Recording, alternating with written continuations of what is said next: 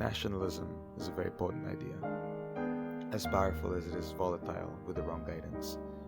It invokes passion within the people who feel it strongly, and can unify those who carry this love of country within their hearts. This unification, however, of people for their love of country and their countrymen has been less and less frequent nowadays, especially when it seems that Filipinos are willing to sweep their fellow countrymen under the rug if it means personal gain at their end. However, nationalism is not something that can be forced upon people, or a group of people for that fact, for love is not really love if it isn't voluntary. A great example of how this idea was forced was how the Spanish attempted to invoke and mold Spanish-oriented nationalism into our people. Oxford Dictionary describes nationalism as an idea and movement that holds that the nation should be congruent with the state. As a movement, it tends to promote the interests of a particular group of people, especially with the aim of gaining and maintaining the nation's sovereignty over its homeland to create a nation-state. Instead of having the people come together under a common passion and goal, the Spanish invaders tried to lead by example of what they believed was the right way to live, and as well as through authoritarian means. Moreover, their intentions with forcing their views on what nationalism was into our hearts was not to form love and passion between state and population, but instead to keep us compliant.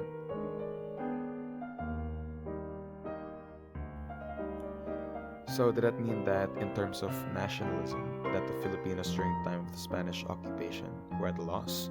Well, one could argue that this was not exactly the case, or at least not for very long. What the Spanish couldn't achieve with an iron fist, we were able to create with a beaten but beating heart and a yearning for freedom. But also from people who led by example, and unlike the Spanish, it came from the heart.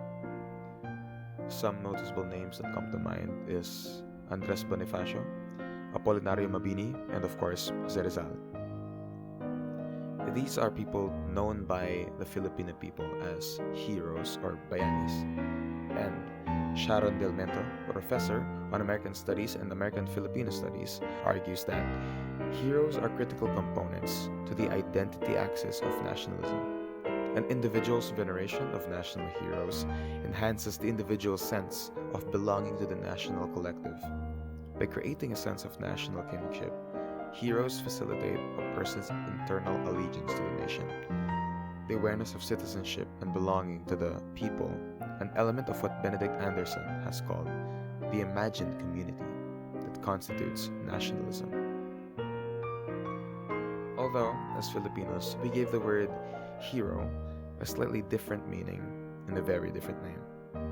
The word hero can be described as someone with distinguished resolve, courage, or power, and does things for the greater good of others. And the Inquirer describes this to be a person who is admired or idealized for courage, outstanding achievements, or noble qualities. In other contexts, and more importantly, within the context of our nation, they are also seen as people who bring home foreign honor to our country. This is seen through the fame of OFWs and their hero title given by the government, as they raise the national GDP through means of working abroad, and more recently, frontliners, putting their lives on the line to be able to care for more and more people and flattening the curve day by day. On the other hand, bayani is described in Vocabulario de la Lengua Tagala as someone who fights and sacrifices for their bayan, or people.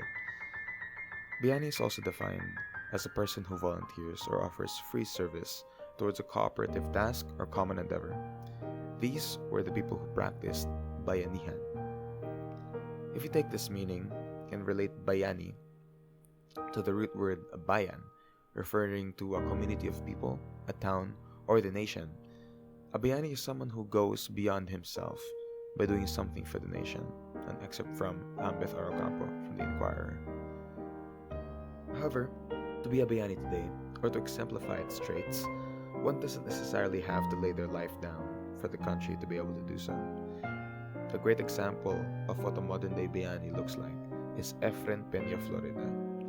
He is a man who sacrificed his efforts, personal time, and money to teach less privileged children on the streets who were out of school through his pushcart classroom that he made himself and books that he bought out of pocket. To summarize, I feel neither is better than the other. For a hero is not more noble than a bayani, and neither is the bayani more noble than the hero. However, I do believe that our everyday bayanis go underappreciated.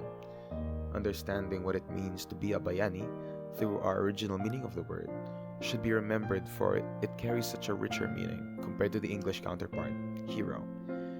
Keeping these things in mind and seeing how we can be a bayani in our day-to-day lives, or at least exemplify these traits, can help remind us about what we have always been good at, and that is being a community that helps one another in times of need and in general problems, big or small. We need to be able to come together and face these issues head on, but not alone. Maybe keeping in mind and in heart the characteristics and traits of what it means to be a bayani could help unify us better than any empty promise and controlling body ever could.